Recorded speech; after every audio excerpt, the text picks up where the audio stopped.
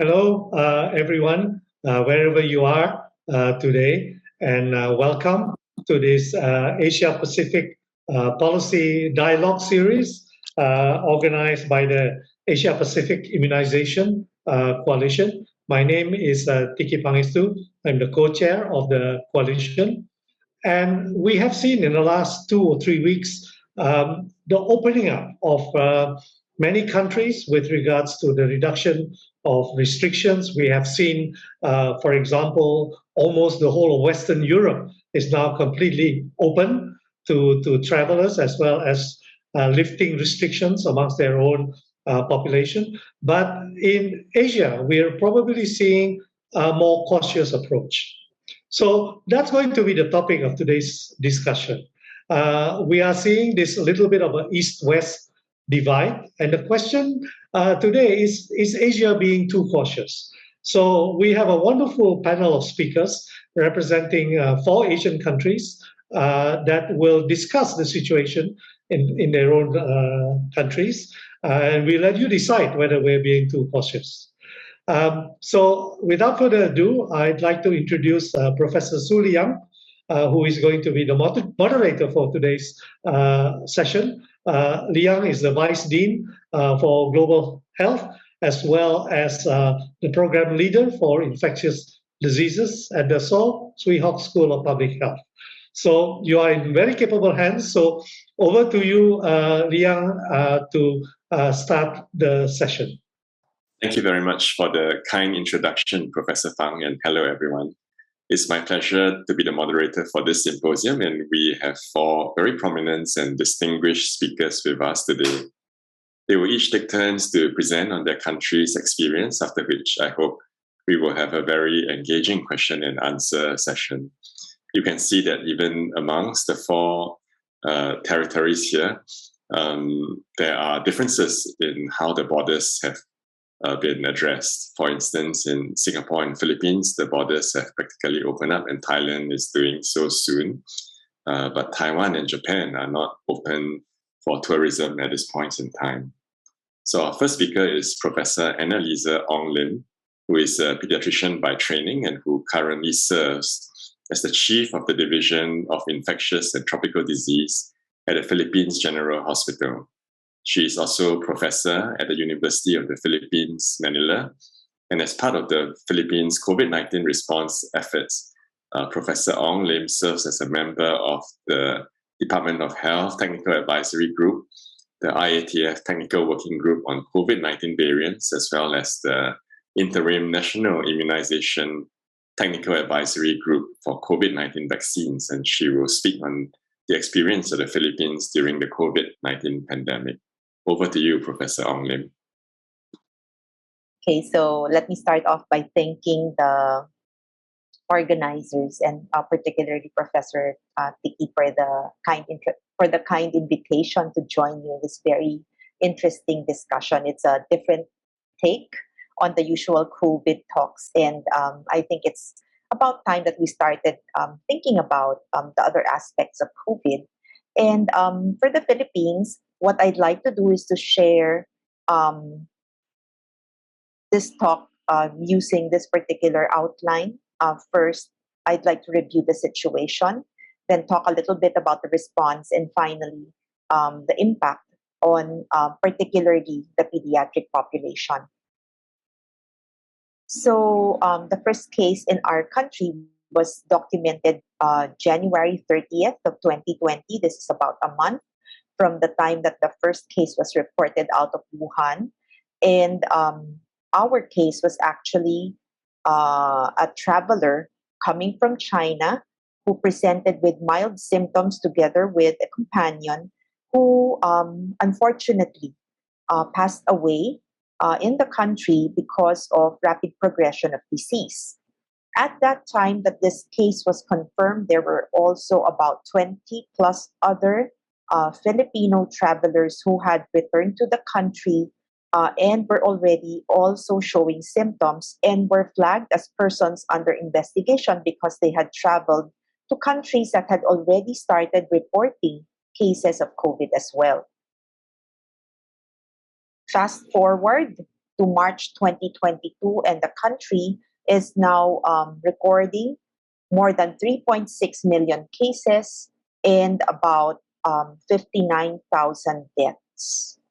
And I'd like to show also the timeline of how the pandemic has developed in our country. The first surge actually happened at about this time in August, and the health system, the health infrastructure was really severely challenged. This led to a call from healthcare workers to actually institute more stringent community quarantine measures, which led to the first major lockdown after the initial response in March. It took us about 2-3 months for numbers to settle down, and at about the time of the first week of January in 2021, there was a slight uptick that later on ballooned to another surge in May, which took another 2 to 3 months to get over until this particular peak in September. Now, this one was our Delta surge, and there were so many reports of patients who could not even be accommodated in our healthcare institutions. They were actually being provided with care at home or even in their vehicles parked outside of the hospitals. Now, it got to be that bad. And again, it took some time before the numbers settled. At about December of the previous year, the situation was really vastly improved. And of course, being in the holiday season, this led to much more movement in the community.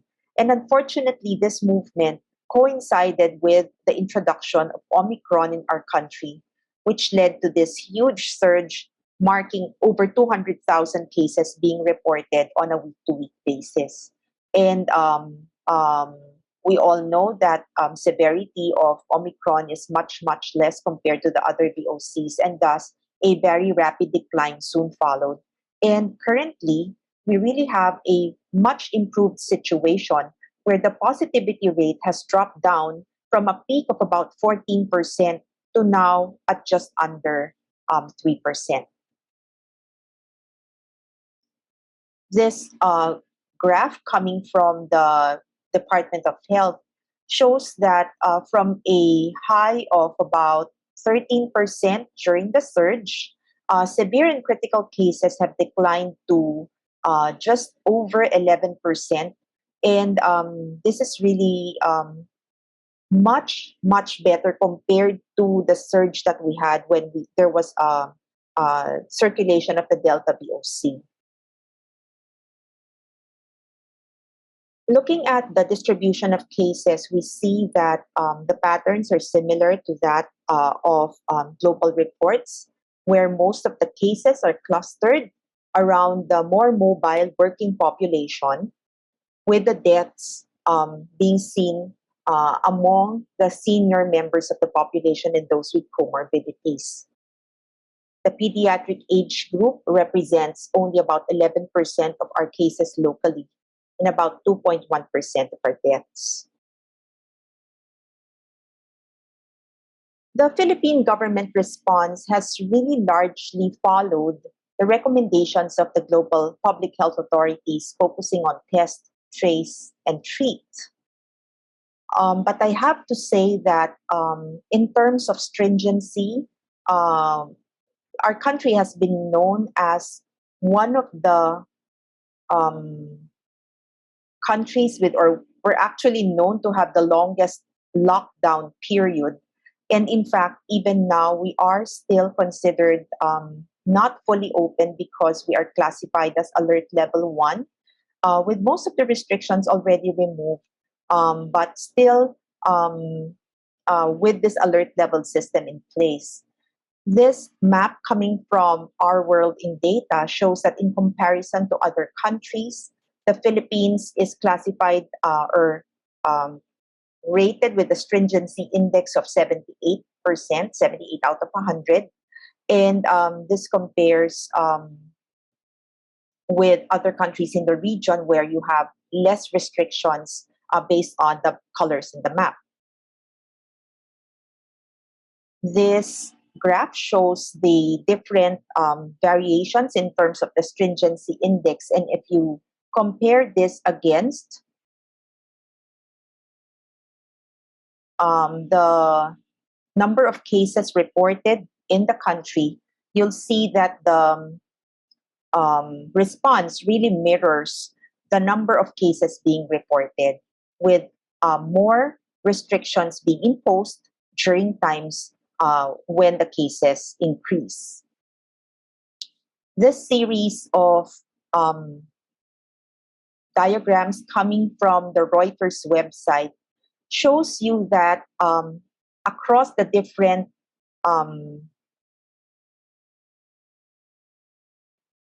areas, such as the schools, workplaces, general movement, and border control, the country has really implemented quite a tight lockdown policy where there are closures across many levels depending on the number of cases being reported in the community.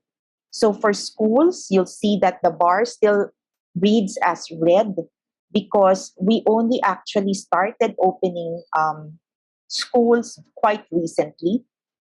For workplaces, this is what it looks like. There have been restrictions across all sectors, and the restrictions have been quite severe. This is the stay-at-home restrictions, and this is border control. So initially, the country used what was called the community quarantine system, where the strictest was termed ECQ, or enhanced community quarantine, with varying levels being implemented depending on the situation. This graphic shows the recommendations at the time of the initial surge in March, and there was virtually a standstill, no movements outside of the home. Public transport was restricted to essential workers, primarily focusing on the healthcare sector. Over time, this was revised to what is now referred to as the alert level system, where restrictions are adjusted depending on the sectors affected. And you have different levels being implemented for workplaces, for schools, for healthcare systems, for transportation, for government and private offices, and even leisure activities. Currently, we are at alert level 1, where most of the different aspects in society are allowed to be fully operational. I'll be talking a little bit more about the impact on the pediatric population, particularly on education. And if you look at this particular graph coming from Johns Hopkins, you'll see that actually, although there have been many cases reported in the country, the death rates have actually been quite well controlled. So here we see that the deaths mirror the surges for these periods, and were uncoupled for this last period because, of course, we all know that the Omicron variant actually led to less hospitalizations and less deaths. If we look at how the Philippines fared in comparison to other countries in Asia and the Middle East, or globally, in terms of infections and deaths, we actually, I have to say that we actually did fairly well, where we were able to keep our cases and deaths down to a minimum. However, what has been quite concerning is that schools have just recently fully reopened. And this is almost, or rather more than 20 months into the pandemic. The initial school closures were implemented in March of 2020. That was about the time that the school year was ending for that particular calendar year. And schools were supposed to reopen by September of 2020. However, this was delayed until almost a year after, or more than a year after. So based on this report, UNICEF tallied 131 million students from 11 countries who had been trying to learn at home. And out of these 131 million students, more than half came from just two countries. This is Bangladesh and the Philippines.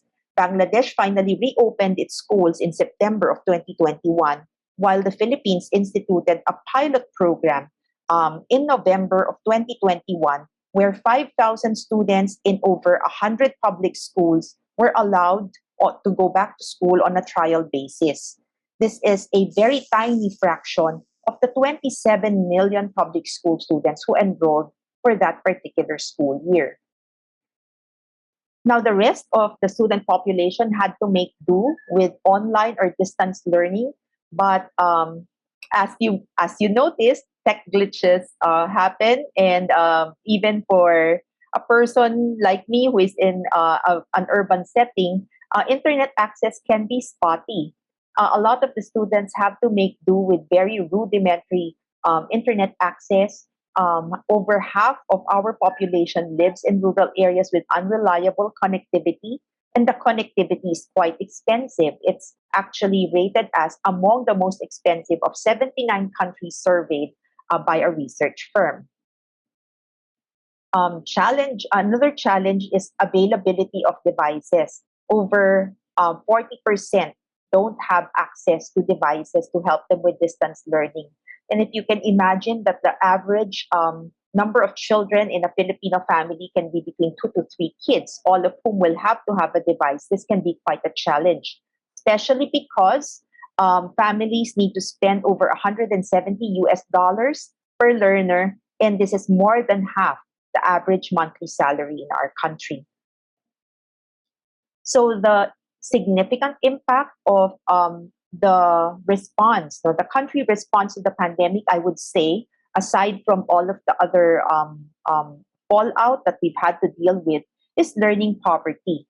And it is said that for the Philippines, where the estimated rate of learning poverty was already over 69%, this is expected to rise even more due to the pandemic. School closures are likely to affect children's economic potential and productivity. And currently, there's an estimate that annual learning can decrease between $800 to $1,120, or the loss of individual lifetime earnings between 16 to over 20,000 US dollars. Overall, basic education enrollment had decreased by 6%. And as I mentioned, there are many, many challenges that students have to deal with with the online learning systems. So let me end by showing you this photograph that was taken 2 weekends ago from the commercial district, one of the commercial districts in the National Capital Region. You may have heard that the country is now full swing into the election season, and there have been many, many political rallies. This particular one drew a crowd of over 140,000 participants. And this goes to show the change that has happened since the lockdowns began. The Philippine response has focused initially on movement restrictions, and as the situation improved, a more granular approach was taken. But the impact has really been quite significant on the education sector, where in-person schooling has just resumed after more than 20 months, and the long period of distance education has had a significant impact on current learning and expected to affect long-term productivity. Thank you. Thank you very much, Professor Ong Lim. That's an excellent presentation, and I especially like the parts where you talked about the impacts on children and schooling, and that I think is testimony to your background as a pediatrician. We really empathize with the situation that Philippines has gone through over the past 2 years. Thank you. I'd like to take this opportunity to ask the audience, and there are many of you, to please submit questions for the speakers and the participants. it's quite important that we also get the chance to hear what you think are important so that the participants can address them. Our next speaker is Dr. Nakorn Premsri.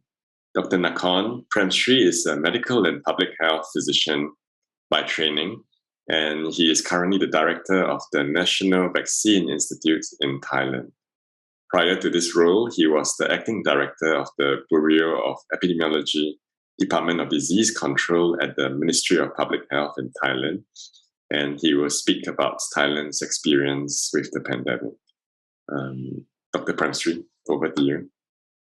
Thank you very much for inviting me, and thanks to the Asia Pacific Immunization Coalition and National University of Singapore for inviting me to this important webinar for sharing information with each other. And I hope that this will be exchanging forum for our knowledge and experience regarding COVID-19.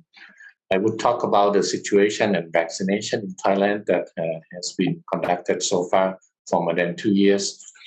I think we realized the situation of COVID-19 that started in early January of 2020. And we can see the trend of a wave of disease occurring. And you can see in the green line of Thailand comparing to the world, Asia and upper middle income country and lower middle income country, that we have a different time of wave occurring. Thailand may have a kind of late wave of Delta starting in June of 2021 and peak in August and September. And then when we have a good vaccination coverage starting from June as well. So the declining trend of Delta has been observed in the late of September to October, and then we can be in a kind of good status during late November and December.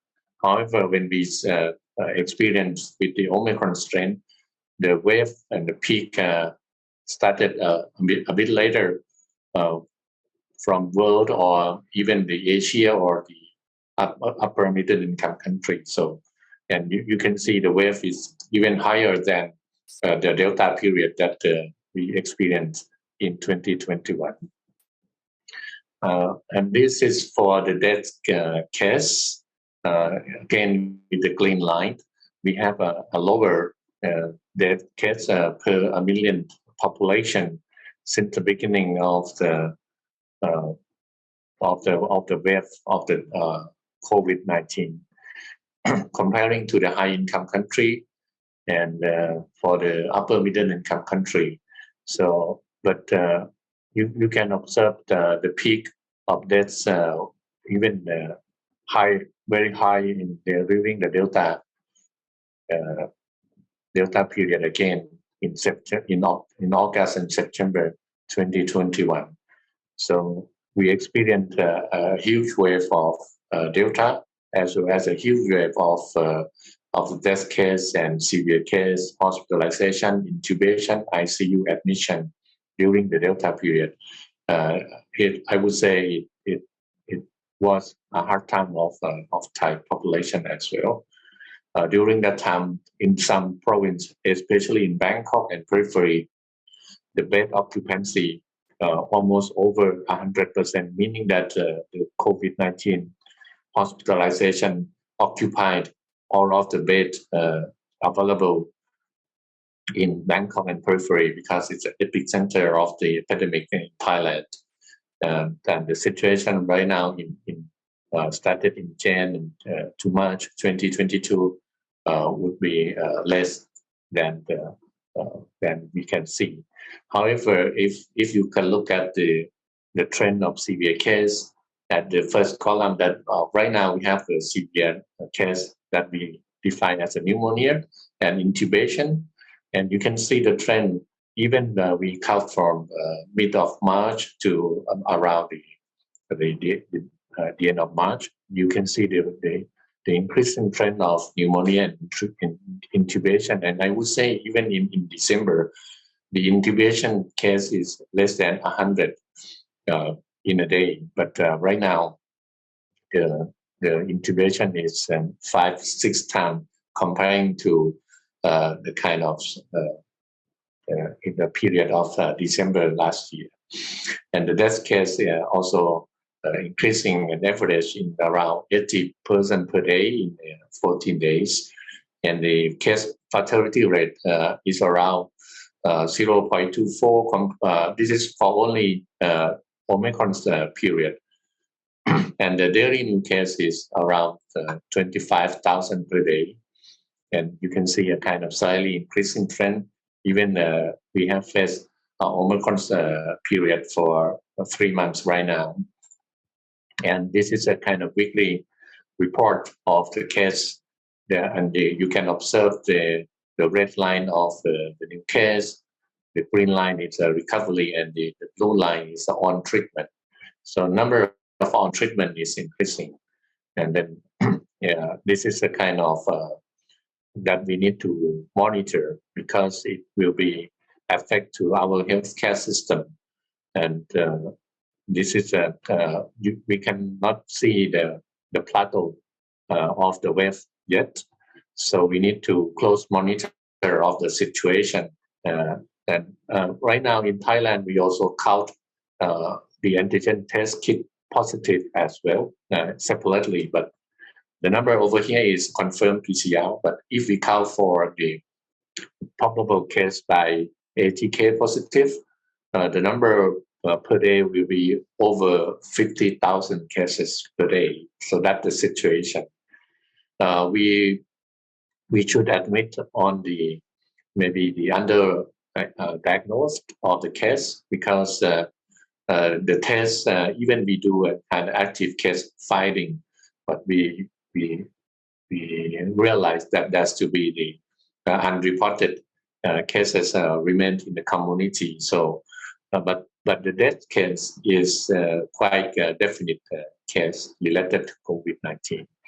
And this is a case fatality rate and number of deaths by age group. And then we separate and divide the period from January to November 2020 and December 20 to March 21 and April to December of 21 and then the January to March 2022.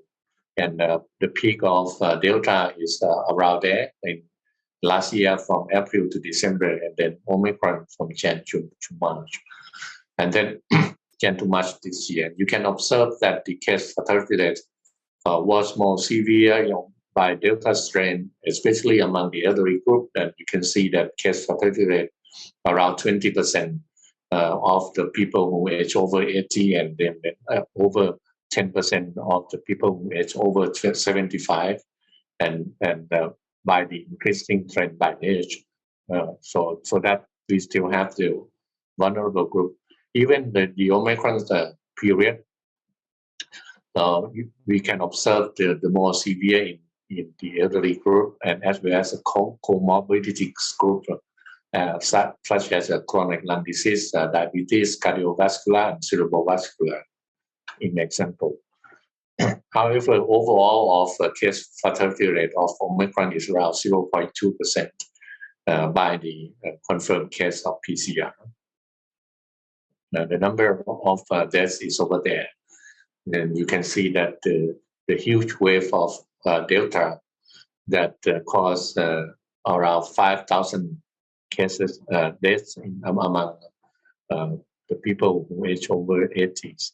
And then we so far we have around 24,000 of death cases reported by COVID-19.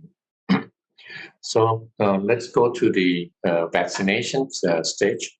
In for Thailand, that for the first dose, it's around over 79%, close to 80% of the people who at least get one vaccination. And for the 2 dose, completion is 22%. Comparing to the world, and you can observe 64% of the world population receive at least 1 dose. 11 billion doses have been administered globally, and but observe the very low coverage of people with low income country as well as a lower middle income country. So I think we need to realize the situation of this kind of low coverage among those lower and low income country, because there to be the risk of a big outbreak and will generate the other variant of concern by the big outbreak over there by the low coverage period. I would like to address the points of case fatality rate that lower in Omicron. I would say that it also resulted from the coverage of vaccination of the people in the country as well. For the COVID-19 vaccination program in Thailand, we prioritize a group in a series. It's not the kind of separate, but it's a kind of series, and gradually added the prioritized group from frontline healthcare personnel to elderly to comorbidities, pregnancy, and then that dose has been started since early. We have a very small number of vaccine. We start from February to vaccinate our frontline health personnel in first priority, and then the elderly and comorbidities in May and June. And when the vaccine comes in a large number in July, we started the adult vaccination and also the adolescent that just lately in December among the adolescent, and in February we started vaccination in young children after having the vaccine for younger children. And we target for all people who live in Thailand, include the non-Thai population as well, maximize the benefit of limited supply during the initial phase, as I said. But right now in 2022, we emphasize on booster dose of vaccine to minimize the severe death case. And again, this is a kind of vaccination coverage comparing among the high-income country, upper middle-income country, and lower middle-income country and low-income country. And you can define your country in each group of the countries by the income level, and you can observe the high coverage almost catch up in August and September between high-income country and upper middle country, while we observe a low coverage among lower middle income and low income country. In Thailand, right now we have vaccinated 128 million doses so far, and the coverage of one dose is 29.5%, two doses 22, and the three doses or more it's 33% coverage by the population of 69.5. And we also conduct the effectiveness study by the Chiang Mai University. This is courtesy slide from Professor Suvat Chariya Lersak, who is a professor in Chiang Mai University, that conducted an effectiveness by the test negative case control method. And we observed even the two doses of mRNA vaccine among adolescents. The prevention of infection of Omicron period is only 31%. And for the two doses of the adult vaccination, right now, no protection in effectiveness. The three doses is around 76%, and the four doses, this is among healthcare providers, and 83% of the effectiveness of the vaccine. I would not mention about the vaccine, but I would say in Thailand, we use mix and match and the heterologous booster. Right now, we recommend that the vaccine that we have so far, viral vector of AstraZeneca and mRNA from Moderna or Pfizer, can be a booster vaccine for whichever regimen on the primary series that the people have got before. As for the elderly, you can observe that even the three doses, the protection effectiveness is only 37%. And then when we see by time series, during the Delta period, the vaccines to be effective, that you can observe two doses of 71%, three doses of 93%. But in January, when Delta and Omicron come together, there was no protection or prevention of infection by 2 doses, and the 3 doses down to 68%. And in February, it's down to 76%, and we do need 4 doses. This is the evidence among the healthcare worker again. And this is the effectiveness for prevent of death among the elderly, especially.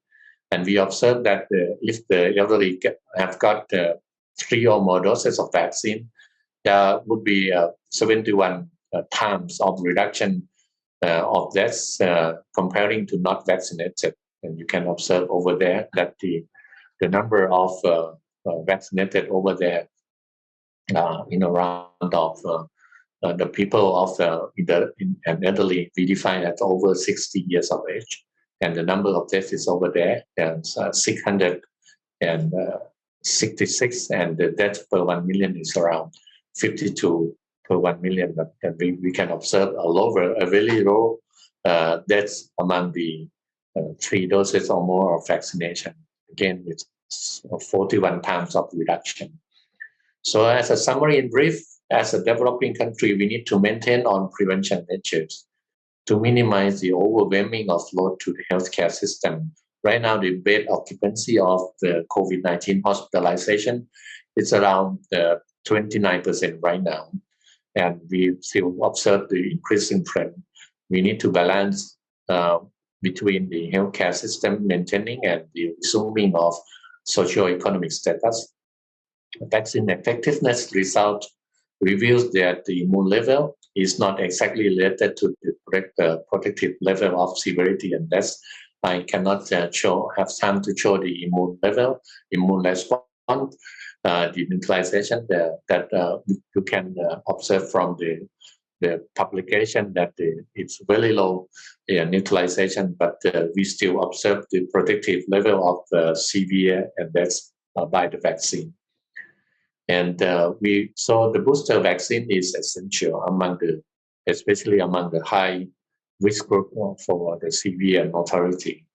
And campaign vaccination among young age group is accelerated to quickly resume their school and social development and social life. And we need to close monitor of new variant of concerns. In Thailand, we also joined the surveillance of variant of concern. Right now, 99.5% is Omicron. We have less and less Delta detected in Thailand. So I will stop here and thank you very much for your kind attention. Thank you very much, Dr. Premshri, for that excellent talk. And we're glad that you have provided us such good insights on the situation in Thailand. Next up, our third speaker is Professor Akihiko Saito.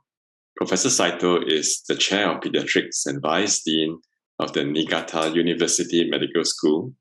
He is a specialist in pediatric infectious diseases and had formerly worked at the University of California in San Diego. Professor Saito will speak on the experiences of Japan, which some of us have followed very closely. So over to you, Professor Saito. Thank you, Sue. Thank you so much for your kind introduction, and I truly appreciate that the invitation by Tiki and colleagues for this symposium. So I am going to talk about Japanese situation. So I'm a pediatrician.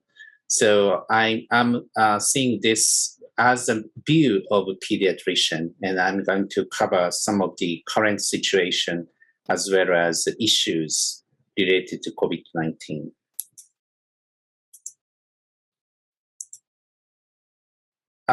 Starting from the background of Japan, as you may know that Japanese people like to wear masks. Even before the COVID-19 pandemic, in wintertime, if you come to Japan, you're going to be surprised that many people wearing masks to prevent flu and other respiratory infections. For the hand washing, schools always doing this as a regular behavior at school, especially in the influenza season. So these face mask and also hand hygiene has been well accepted for the Japanese population. So as a background of the regular infection control, what is going on in the current situation about COVID-19? The situation is not good. If you take a look at this next slide, this is the newly confirmed cases of the COVID-19 starting from last year to up to the March 2022. You can see a big peak here. We call it the sixth wave by the Omicron strain. We have a huge cases up to 100,000 at peak, and now down to 50 to 6,000 per day. And if you take a look at the age and gender, surprisingly, currently we have many cases in children under 10, which is unimmunized age. 5 to 11 years old, we can give vaccination, but still not distributed very well. So current situation is like this, and we have been struggling in this situation. In terms of the cumulative confirmed cases, as you can see, after the January 2022, the case number has been increasing rapidly. And if you take a look at the age and gender, this is more younger population, 20s to 40s. In terms of the severe cases, the good news is that compared to Delta wave, Omicron is less severe, so that the peak of the severe case is less than the one by the Delta wave. And if you take a look at the age and gender, it is more aged population, 50s to 80s. Newly confirmed death cases, however, if you take a look at this peak, severe case is less, but the death case has been higher than the Delta wave, so that the age is also very high, up to 70, 80s, and 90s. These are the cases that the death cases are reported. As of last week, we have about 27,000 deaths reported. This has been a significant impact in the society. In terms of the cluster events, where this big cluster occurs, the majority of them happening, this is a report from the end of February up to now, the welfare facilities, especially for elderlies. Japan is an elder society. Many old people live in the community, and then the outbreak happens in that area. And also, as I mentioned to you, after the Omicron hits, the schools and the kindergarten and the nurseries has another area that we get more infections. In terms of the vaccination rate, this is an overall vaccination rate in Japan. First dose and second dose is about 80%, and third dose. Now we have been doing this or more, but about 35%. If you take a look at this by age group, first dose is a little bit darker blue, and then second dose is lighter blue. The age population, such as 70s, 80s, 90s, these are the people who has very high vaccination rate, almost up to 95%. But this vaccination rate goes down. But even in younger age, 20 to 30, 40s, they received about more than 80%. So relatively, we can keep the high vaccination rates, now move to the third dose.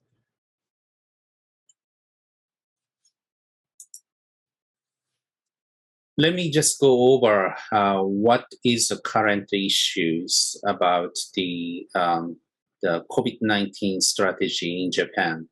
I listed 4 issues: infection control law, border measures, cluster investigation, and vaccine for children 5 to 11 years old. This is the summary of the infection control law in Japan.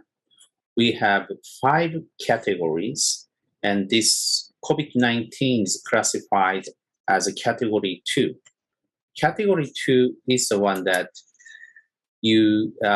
infection is transmit human to human and need a hospitalization, need a disinfection strategy, and also it usually needs to be admitted to the designated medical institution, and the expense is paid by public. But as you know, that many cases has been reported, and most of them are not admitted to the hospital right now. But still, this COVID-19 is in the category 2. If you take a look at the category 2 other diseases, those are TB, MERS, polio, avian flu, and diphtheria. So, this COVID-19 should move to the category 5 so that you don't need to report all the cases to the public health department, and also you don't need to admit to the hospital. So that, there is a gap between this. The government is saying that, this COVID-19 could move to other direction, more severe disease by the variants, new variants, so that they have not moved this, but this needs to be changed in the future.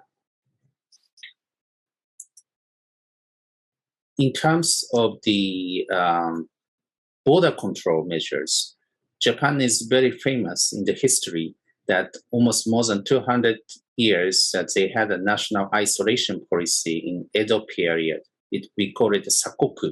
It's a chained country. Currently, the border policy in Japan is that they okay for foreign resident, business travelers, and foreign students, but not for the tourists.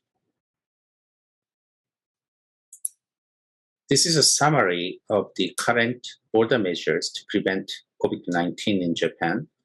So we separate designated countries and non-designated countries.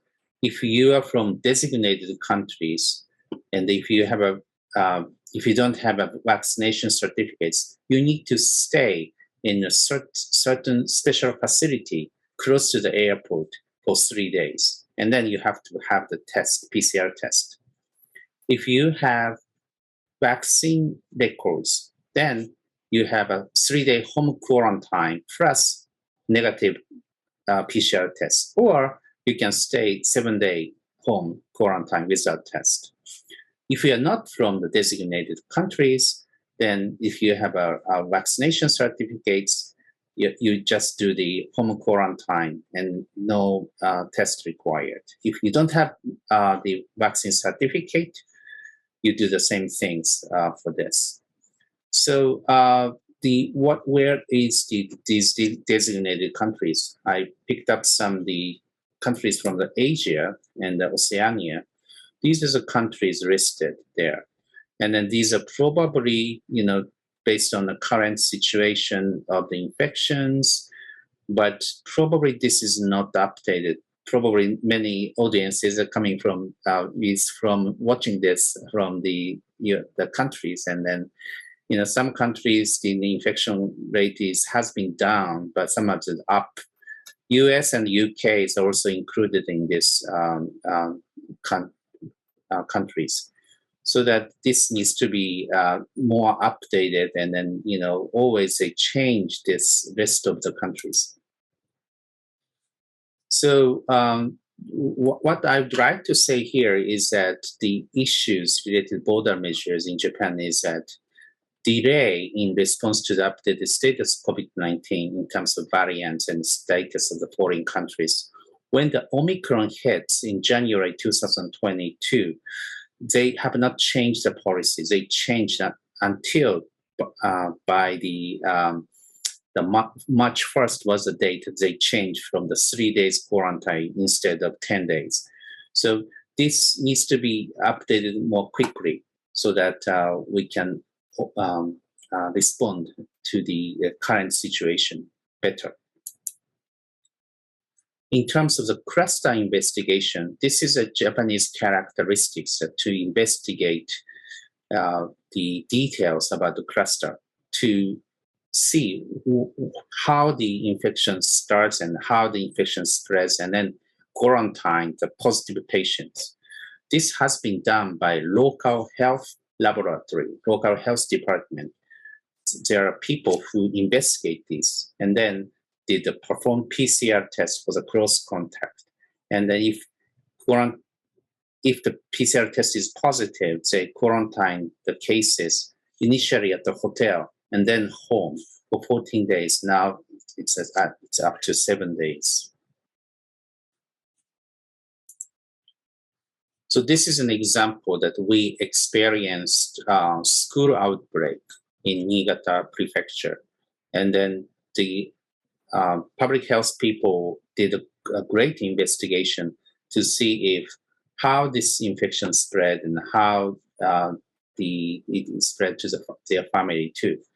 So T is a teacher and S is a student, and then they have this kind of very nice picture to see how the infection spread.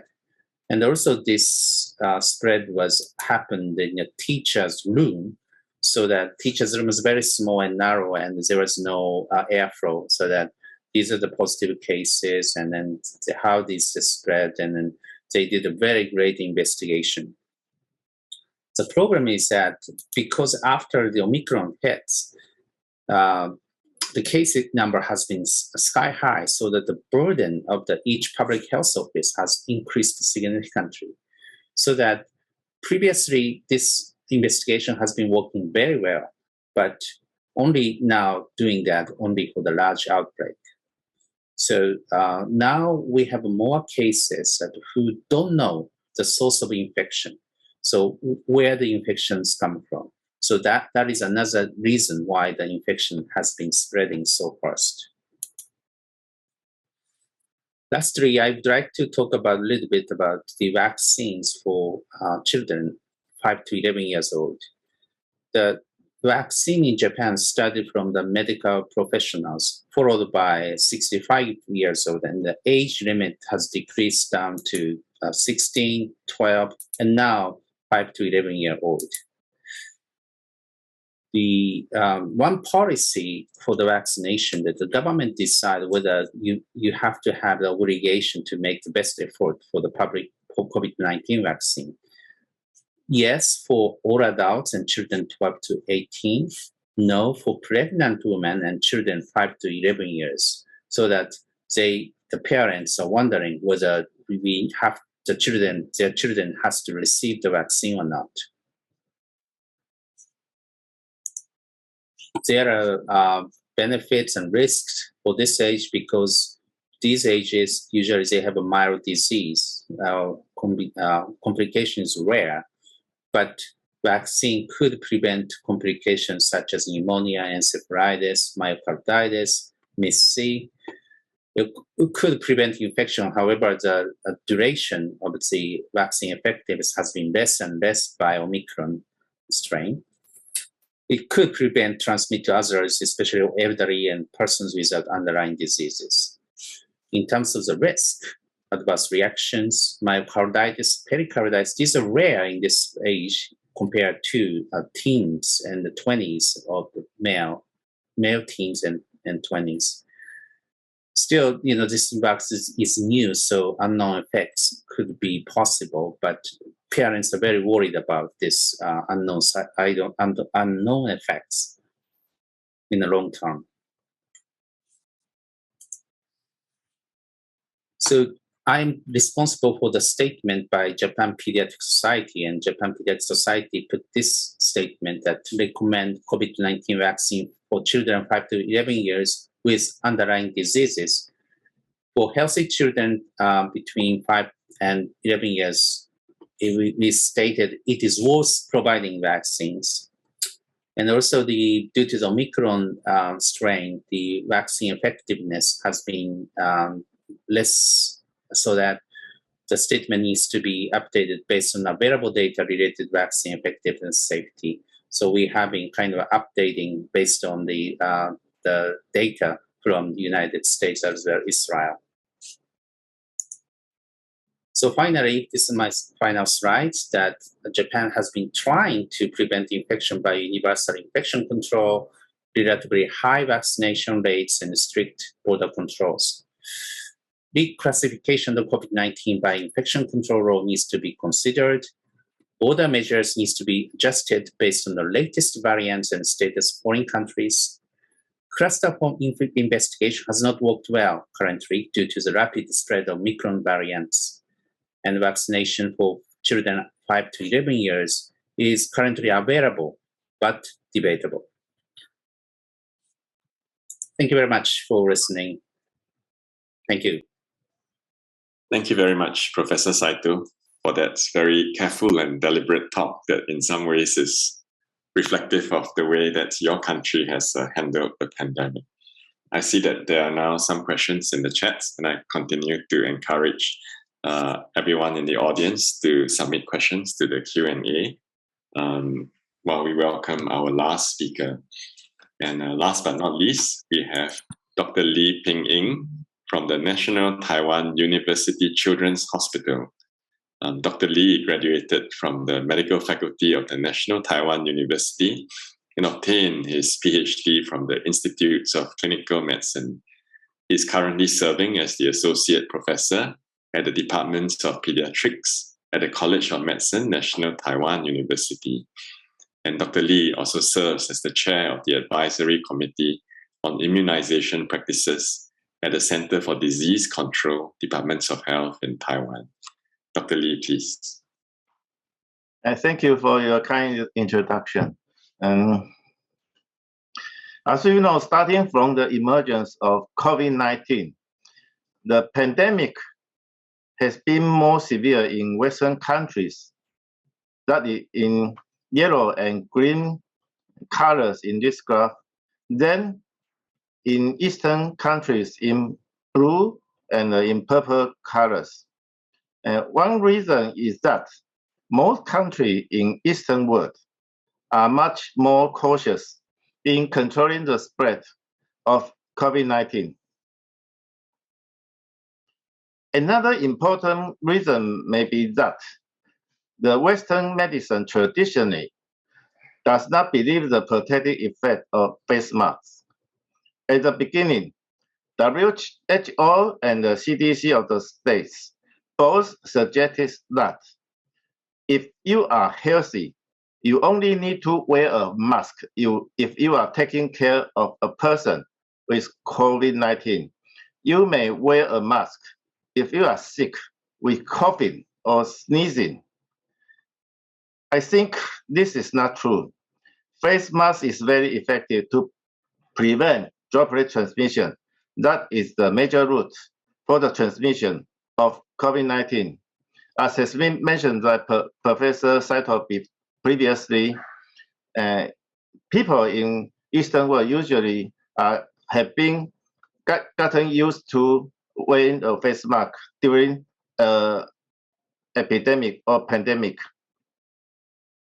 This slide shows that for countries having face mask recommendation before April the 1st, 2020, the incidence of COVID-19 were very low, including Malaysia, Korea, Japan, and Taiwan.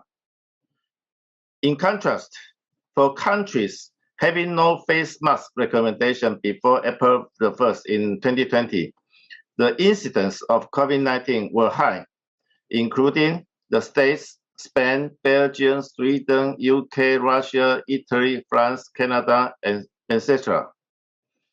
This illustrates the importance of wearing face masks to control the spread of COVID-19.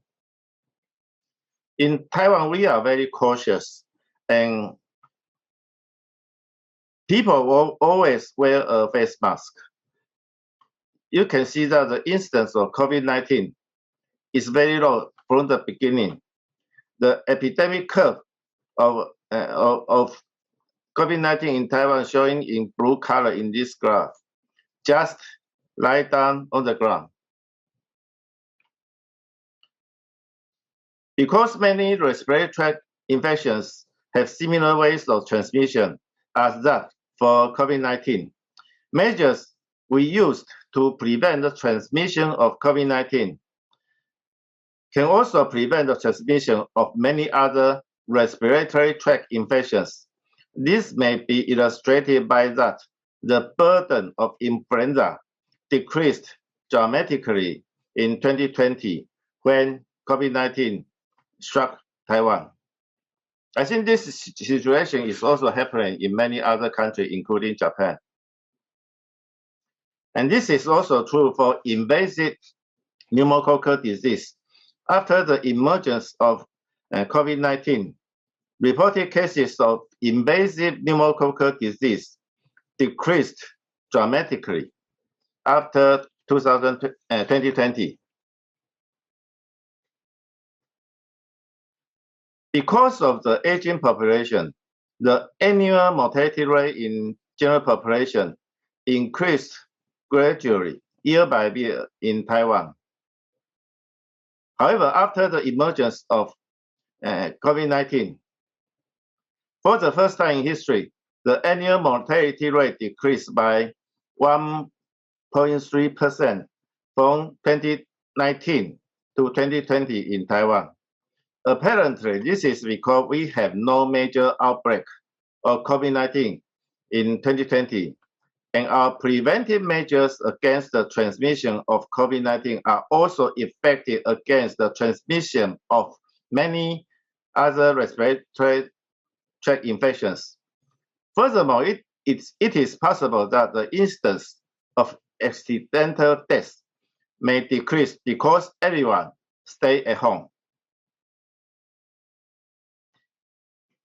As we know, COVID-19 is associated with tremendous economic declines globally. Taiwan, at the top of this graph, is least affected because we have a very good control over COVID-19.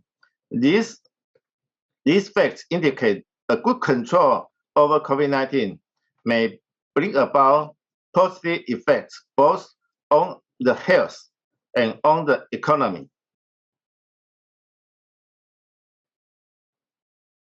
However, the control cannot last forever. A critical question is that when can we go back to normal life without many restrictions? What is the end game of COVID-19? At the beginning of this pandemic, many statisticians anticipate that when more than 60% to 70% of the population have immunity against COVID-19, the pandemic will come to the end. Because at that point, one infected person cannot transmit the virus to more than one person in average. In other words, when the so-called R value becomes less than 1, the pandemic will disappear gradually when we have achieved the so-called herd protection. However, I have to say that the theory of herd protection has not been revealed in the real world. It did not reflect it in our experience. In countries having achieved a full vaccination rate of more than 70%, COVID-19 did not disappear, and the situation may become even worse, such as what we have seen in the United Kingdom and in Japan.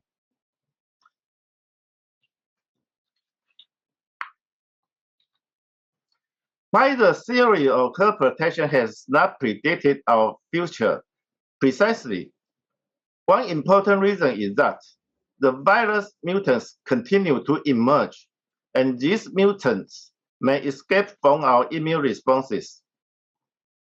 Another important reason is that the theory of herd protection is based on the assumption that people with immunity will not be able to carry and to spread the virus.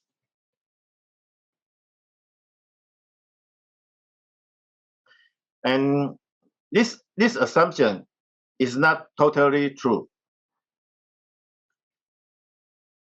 As shown by this study from UK, we can see that after 2 doses of AstraZeneca vaccine, the protective efficacy against COVID-19 is 72% for symptomatic infection. However, the protective efficacy of 2 doses of vaccine was very low at only 15%, and the p-value is not significant. This suggests, although our immune response can prevent the virus from getting into our body from symptomatic infection, our immune response may not efficiently prevent the virus to stay on the surface of our body. The virus may colonize our respiratory tract for some time in immunized persons. No matter what the immunity comes from, it may come from vaccination or it may come from a natural infection. Therefore, the immunized persons can still serve as a vehicle for transmission of the virus. On the other hand, our immunity may still have some effect on decreasing virus transmission, although not so perfect. Study illustrated in this slide shows that the viral load and the duration of virus excretion are lower or shorter in asymptomatic infections than in symptomatic infections. Our immunity may still have some effect on decreasing virus transmission. However, our immunity cannot prevent the spread of virus 100%. Face mask wearing, social distancing, and lockdown cannot go on forever. We know that, so we have to loosen or to abandon some regulations for prevention of COVID-19 at some time points to regain our normal life. In Taiwan, we are now trying to loosen some regulation in Taiwan, one by one, gradually, and try to avoid too much damage brought about by COVID-19 outbreaks in a short time, over our way to regain our normal lives. An important issue is that what can we live, when can we live comfortably with COVID-19 or to coexist with COVID-19?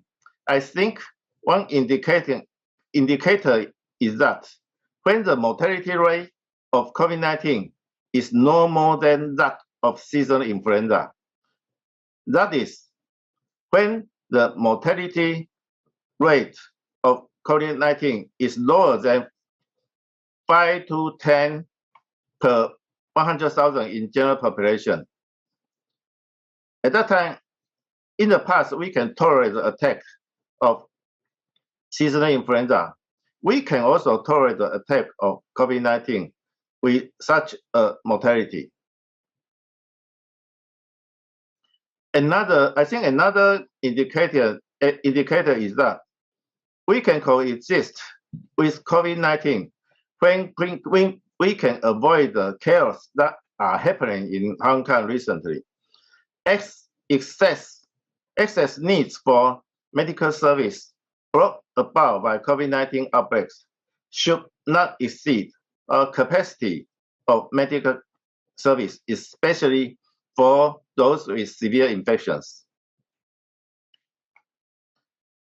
We are now approaching gradually the goal of a low mortality rate of COVID-19 has been mentioned by many speakers previously. The mortality rate associated with Omicron variants is decreasing. This may be illustrated by comparing the epidemic curve with the mortality curves in the United Kingdom and in the States. The mortality curves appear to be more flattened recently after the emergence of Omicron variants. However, I think a decreasing mortality of Omicron is not just because the Omicron variant is becoming less virulent. The main reason should be that more and more people are getting immunity against COVID-19, either from infection or from vaccination. For the unimmunized population, that is about 20% in Taiwan. For the unimmunized population, COVID-19 is still a terrible disease with 15 to 20% of severe infection and with 2 to 4% chance of death. The unimmunized population carry a great risk of causing a breakdown of medical service once the COVID-19 comes, because they are at high risk for severe COVID-19 and death. If we wish to hasten our process to coexist with COVID-19, we must increase the vaccination rate in the unimmunized population as fast as possible. Thank you. Thank you very much, Dr. Lee. And that ends the presentation segments for this seminar. I'd like to invite all the different speakers to turn on their videos, please, and we will address the questions, for which I think there are more of them in the Q&A now. So I hope everyone has enjoyed the presentations by our speakers. Do feel free to add in more questions if you have them to the Q&A box. But for now, we'll start with the first question by Dr. Gamin. I'll read it out to you. Clearly, there is no one-size-fits-all for dealing with the pandemic, both across and within national borders. But do the speakers feel that more sharing of information, strategies, and vaccines would have improved the situation for all?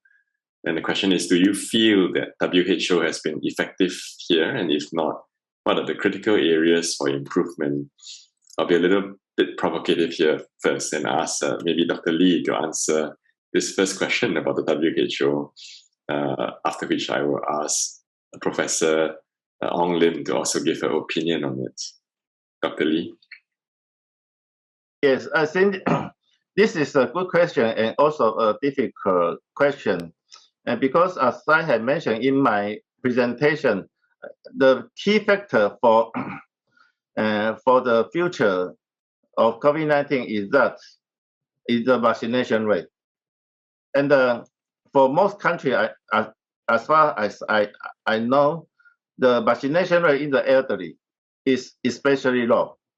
And the elderly is the most vulnerable population to get severe infection after getting COVID-19 infection. So the most important work we must do at present is to increase the vaccination rate in the elderly, but it is very difficult.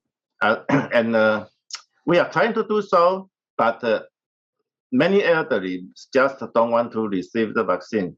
So vaccine confidence and more information about the vaccine and more vaccine supply may be important for our future to reach the end game of the COVID-19. Thank you very much, Dr. Lee. Although I think you dodged the question a little bit. Maybe Professor Ong Lim, could you touch on how you think WHO has done, or are there other international agencies that could have supported this better? Thank you, Prof. Lee Yang. The WHO has really contributed significantly, at least to the Philippine response, I have to say, because our initial vaccine supplies really came through the COVAX facility. And by the time the Philippine government was in a position to negotiate for vaccine supplies for our country, we had really been just overtaken by the demand from countries with more resources and had to settle for whatever was available. So we were dependent on donations from China, and of course, a big bulk of what we initially used came from COVAX. So that was very, very helpful for the country, especially for the healthcare professionals that were first on the list to receive vaccines. WHO continues to prioritize equitable distribution, and I think this is going to be its main role for some time to come, because we've seen that where you have areas that are not covered well, this becomes a source for new variants coming up, and we're never going to get out of this cycle unless we have better coverage across all countries and all sectors. As Dr. Lee has mentioned, the elderly still has quite a ways to go to improve its coverage, and that's another vulnerable sector that we need to keep focusing on if we're going to make sustained progress in the response to the pandemic. Thank you very much, Professor Ong Lim. And yes, I think this is a unique situation for everyone. And therefore, in some ways, we can't be too critical of the efforts by organizations like the World Health Organization. Maybe I'll turn to Dr. Nakorn here and ask you what you think about other regional or international organizations and how they may have contributed. Like, for example, some of us are in ASEAN, and there's also the Asian Development Bank and the World. Yes. I think for the international developmental partner is playing an important role in supporting of the information, technical support, and linking on the collaboration by like the ADB or the World Bank or the IVI and the WHO as well.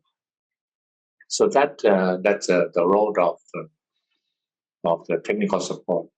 But for the policy and prevention measures, I think, as mentioned in the previous question, that there is no one size fits all. So we can observe a different policy measure on prevention and control.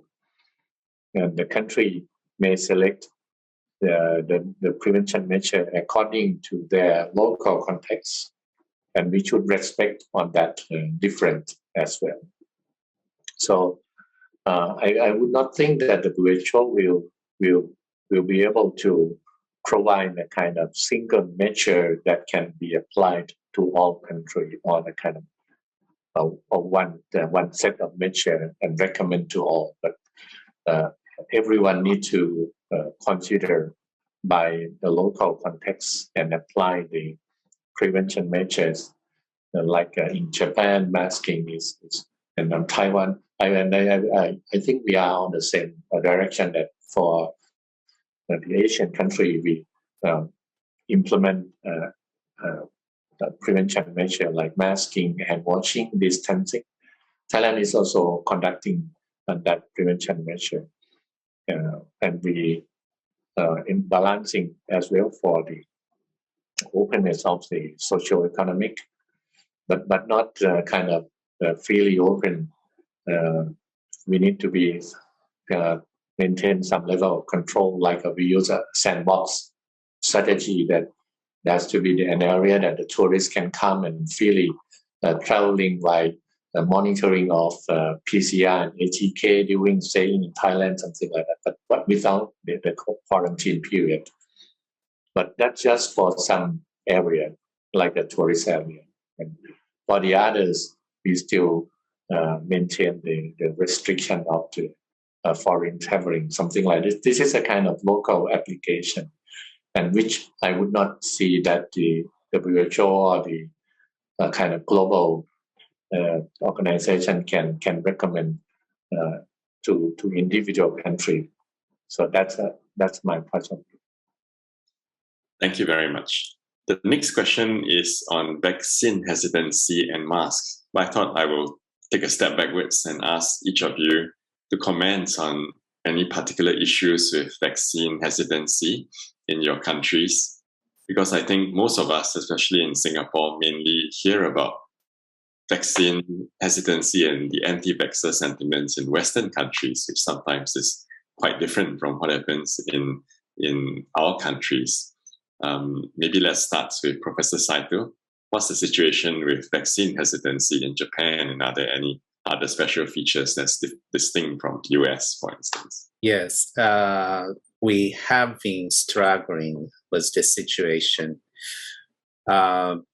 We are kind of trying to promote vaccination in children.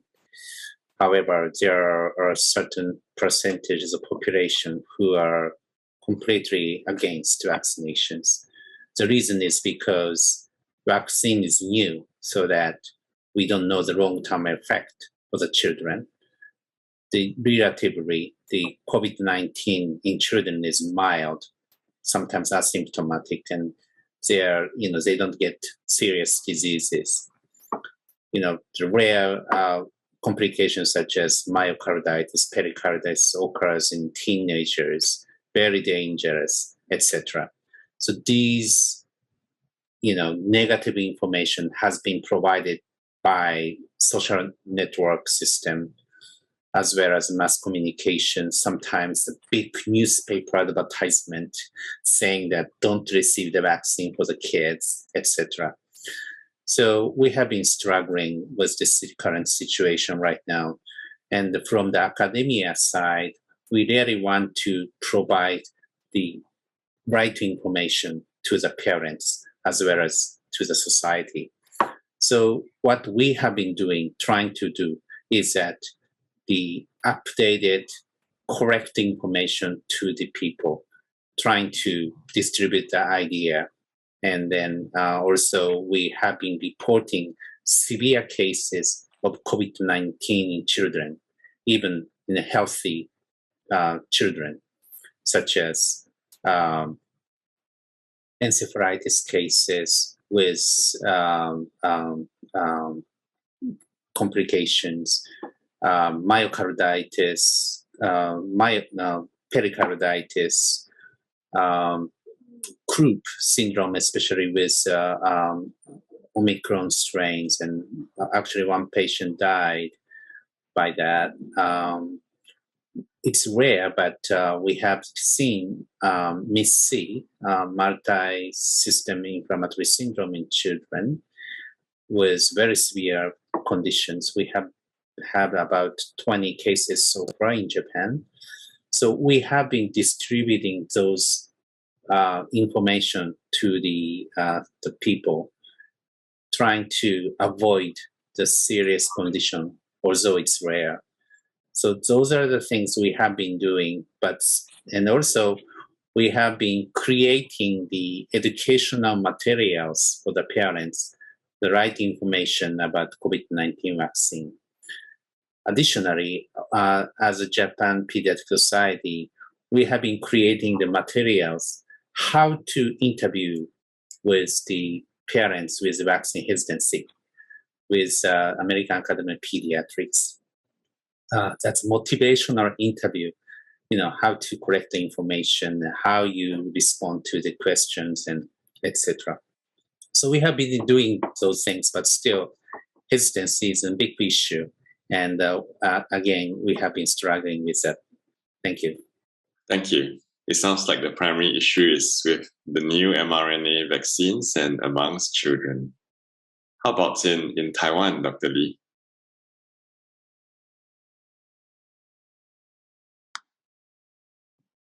I think the acceptance for vaccine are quite related to the outbreaks of COVID-19. When you have a major outbreaks of COVID-19, you will have a higher vaccination rate in general population. This has been happened several times in Taiwan. Now we have about 10% of population haven't received any COVID-19 vaccines. About half of them are children. So the indication for the vaccine use in children, especially for those with probably have a higher safety profile, should be used and considered to be used as far as possible in children. I mean the protein subunit vaccine. That will not be associated with the concern or myocarditis or thrombosis and such a severe reaction. The other half are vaccine who are eligible to vaccination, but they refuse to receive vaccine. There are many reasons that they don't get the vaccine, but the most important issue is that some people think the vaccine is not very safe because they see some negative information day by day from the media, including the news media, the social media, and someone died after the vaccination. And we try very hard to repeatedly tell the people that, and that is a coincidental event. Some people died after vaccination. That does not mean that there are causal relationship.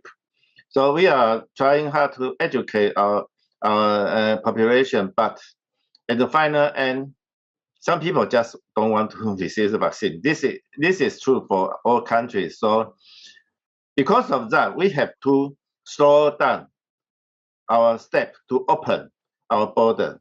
When the virus come into our country in too rapidly, that will cause many mortalities that and our medical service will not be enough to face such a situation. So vaccine hesitancy is a very difficult issue to be addressed. In the future, I always hope that the knowledge about vaccines should be put into the public education. Everyone should know something about vaccine because knowledge is very important for you to establish your vaccine, the confidence about vaccination. Thank you. Thank you very much, Dr. Lee. And we'll come to you, Professor Ong Lim, because I think Philippines has a very unique situation with the dengue vaccine, Dengvaxia, a few years ago that resulted in quite a loss of confidence in vaccines in Philippines. Was that still a problem with the COVID-19 vaccines? Yes, thanks for pointing that out. We actually came into the vaccination program with a lot of issues regarding vaccine hesitancy. And right before the first vaccines became available in our country in March, there were several surveys being done to try to find out what public sentiment was like. And at that time, December of 2020, January of 2021, about a third of people who had been interviewed said that they would prefer not to be vaccinated. And that was in the context of so many cases in the country. So you could imagine the response that people were sharing. Over time, those numbers went down. And currently, our vaccination rate is about 60-some%, which is quite an achievement compared to from when we started off. I think people have realized that the vaccines are largely safe, that they are really helpful in terms of preventing disease, severe and critical disease, and reducing the risk of death.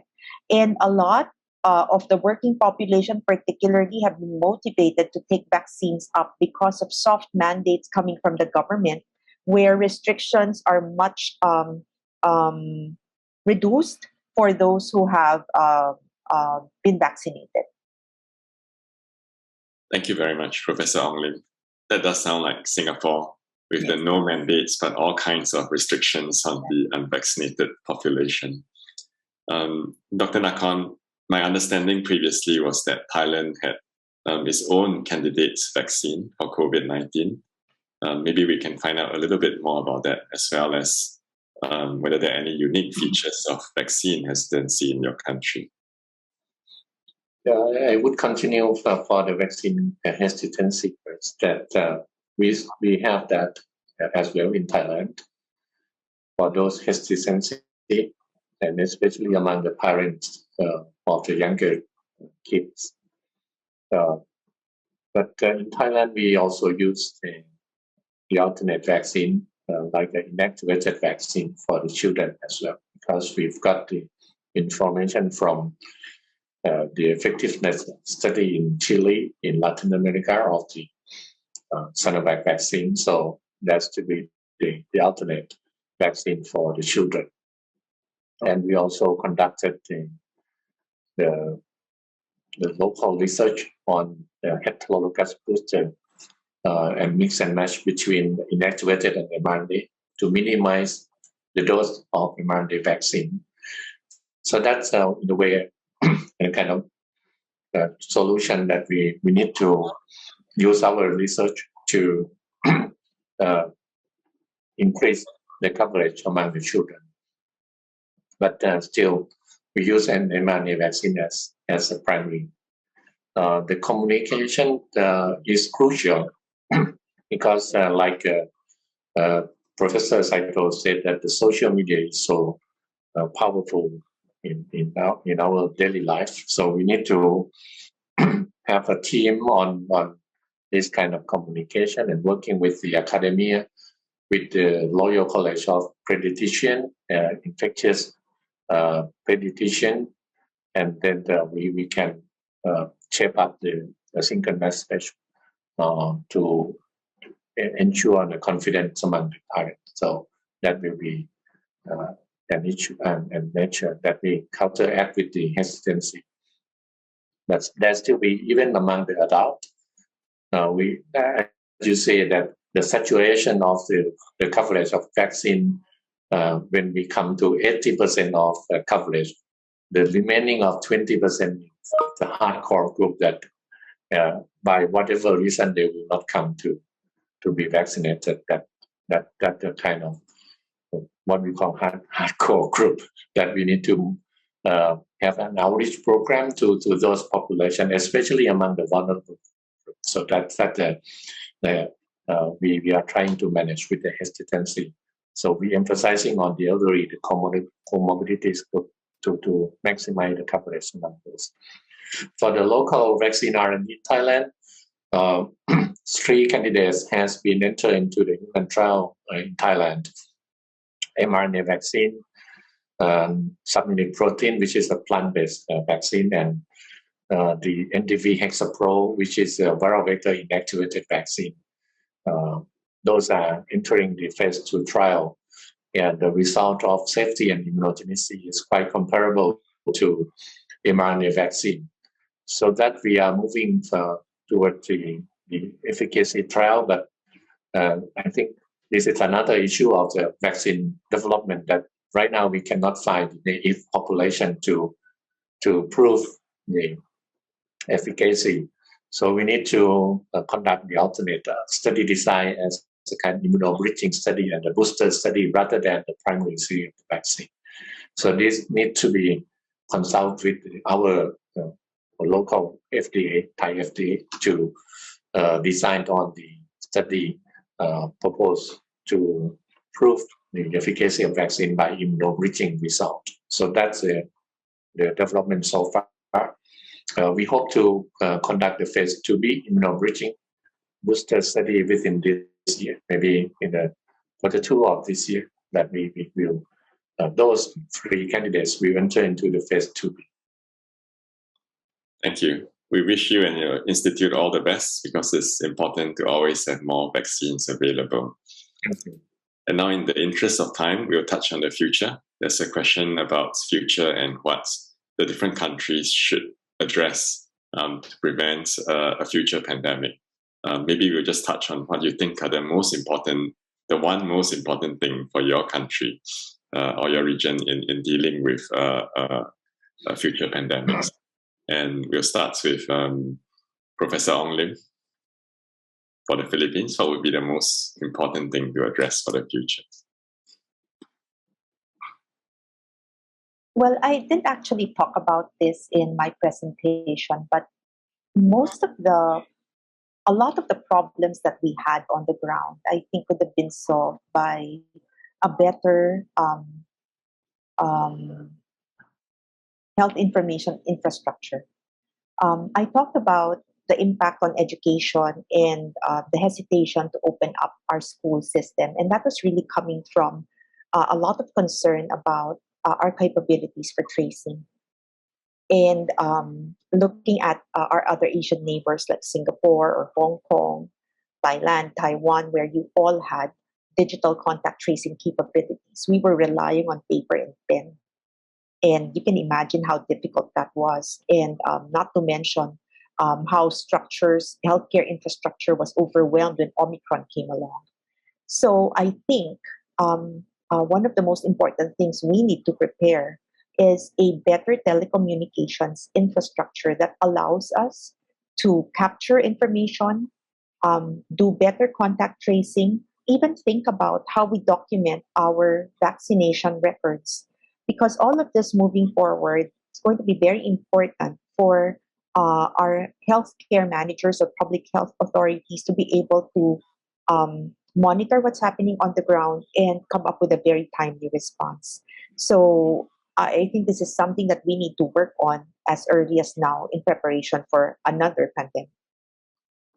Thank you very much, Professor Ong Lim. As you mentioned, Singapore has all that, but our case count is still extremely high. So I'm not sure that by itself will suffice. But anyway, Dr. Lee, how about in Taiwan? What would be the most important thing? Yes, thank you.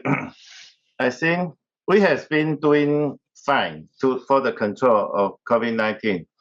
And so when the future pandemic comes, we will do the same thing. And I think the only thing we have to address is the vaccine hesitancy. The vaccination rate for 2009 H1N1 influenza is only about 26% in our general population. And now it is better because COVID-19 is much more severe. So at present, our vaccination rate for at least 2 doses of COVID-19 vaccine is about 80%. And we want it to be perfect. We want it to be nearly 100%. And how can we do that? I think vaccine confidence can only be established by educating our medical students, educating all physicians, and educate all people in times when there is no pandemic. Everyone should have know something about the vaccination, the safety, the real safety of the vaccines. And if the next pandemic is influenza, it is the most highly possible. It will be influenza. If it is influenza, I think we can deal with that pandemic more efficiently because we have many anti-influenza agents and we have a locally made influenza vaccine. Locally produced influenza vaccine for the pandemic is also an important issue. Thank you. Thanks very much, Dr. Lee. And how about for Japan, Professor Saito? Yes, it's a tough question, but well, first of all, it depends how this variant goes, and if it stays with Omicron, it is going to be very difficult to control because of the current situation. I am hoping that we can get some new medications, treatment for the COVID-19. Some Japanese companies have been doing the clinical trials for that. So I'm hoping that the new medication can be used for the infected cases. At the same time, vaccination for this Omicron strain is less and less effective compared to the previous variants, so that the vaccines more fit to the current strains will be expected. Those are my comments. Thanks very much, Professor Saito. And Dr. Nakon, I guess we'll have you for the final answer. Yeah, but it's a bit tough question because you are saying about future. Tomorrow is also future, right? So I would say about the short-term period, like a transition to the endemic period of the COVID-19. So we need to maintain our healthcare system to cope with the hospitalization and severe case, together with the prevention measures, and then the vaccination. It's not the strain-specific vaccine, but we have seen the booster effect of the vaccine to prevent severity and hospitalization. So we will emphasize more on the vulnerable group of the booster vaccine. And for the kind of long term, I would take the same picture as Dr. Lee, that we do need to be well prepared for the whatever next emerging infectious disease or pathogen. I cannot guarantee for even the COVID-19, we cannot guarantee that Omicron will be the last variant. And there might be more severe variants occur during the pandemic period, because as the Professor Ong Lim said, that we still have the low coverage of vaccine or herd immunity among those low income and lower middle income countries. So that's to be the high possibility to have the new variant and might be more severe and escape from the vaccine. And we cannot develop the vaccine chasing after the virus. We cannot do it like that, because when we have the vaccine, the variant will change to the other. This is an experience that in the field of vaccine development, we cannot chase or run after the virus. So we need to be well prepared on the vaccine coverage for the short term, and as well as that medicine development, as Dr. Saito said. I agree upon that. It took 2 years from now, but we still wait for the effective drug and the affordable drug for the patient, so that we can reduce the mortality and severe cases. For long term, surveillance of the emerging infectious disease is quite crucial, because the first detection is quite crucial to minimize the effect of pandemic. We can learn from the reporting system of China, CDC.